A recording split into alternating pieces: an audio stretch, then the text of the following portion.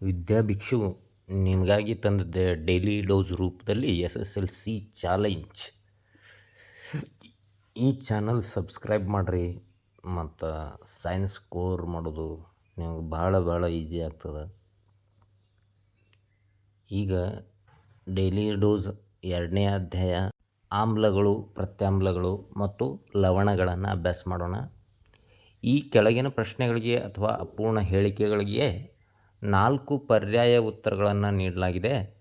ಅವುಗಳನ್ನು ಸೂಕ್ತವಾದ ಉತ್ತರವನ್ನು ಆರಿಸಿ ಕ್ರಮಾಕ್ಷರದೊಡನೆ ಪೂರ್ವ ಉತ್ತರವನ್ನು ಬರೆಯಿರಿ.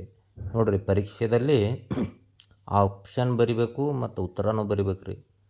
ಕೆಲವರು ಹುಡುಗರು ಬರೀ ಆಪ್ಷನ್ ಬರೆದು ಬಿಡ್ತಾರೆ ಅಥವಾ ಉತ್ತರ ಬರೀತಾರೆ, ಆಪ್ಷನ್ನೇ ಬರೆಯೋದಿಲ್ಲ.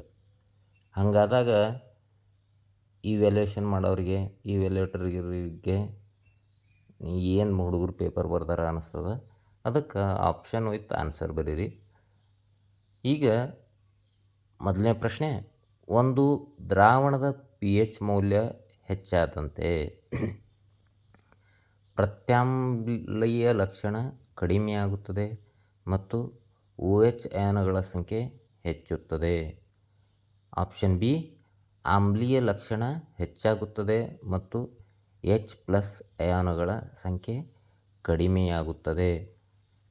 ಆಪ್ಷನ್ ಸಿ, ಪ್ರತ್ಯಾಮ್ಲೀಯ ಲಕ್ಷಣ ಹೆಚ್ಚಾಗುತ್ತದೆ ಮತ್ತು OH ಅಯಾನುಗಳ ಸಂಖ್ಯೆ ಹೆಚ್ಚುತ್ತದೆ.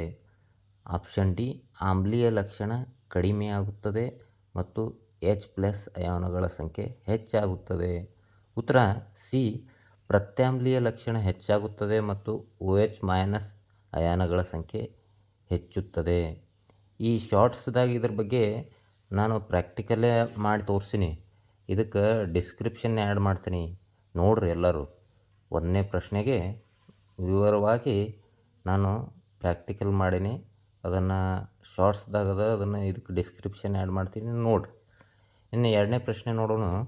ಈ ಕೆಳಗಿನವುಗಳಲ್ಲಿ ತಟಸ್ಥೀಕರಣ ಕ್ರಿಯೆಯನ್ನು ಪ್ರತಿನಿಧಿಸುವ ರಾಸಾಯನಿಕ ಸಮೀಕರಣ. Option A, barium chloride plus H2SO4 gives rise to barium sulphate and HCl. ಇದು ಏಪ್ರಿಲ್ 2019 ಕೇಳ್ಯಾರ. ಇದೊಂದು reaction between strong acid and strong base ಅದ.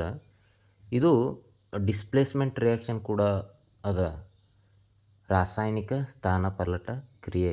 ಇಲ್ಲಿ ಹೈಡ್ರೋಜನನ್ನು ಸೋಡಿಯಂ ಡಿಸ್ಪ್ಲೇಸ್ ಮಾಡ್ತದೆ.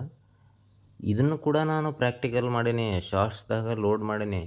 ಇದರ ಲಿಂಕ್ ಡಿಸ್ಕ್ರಿಪ್ಷನ್ದಾಗ ಅಪ್ಲೋಡ್ ಮಾಡೀನಿ, ನೋಡಿರಿ. ಇದರ ವಿವರವಾಗಿ ಇದನ್ನು ವಿವರಣೆ ಹೇಳೀನಿ.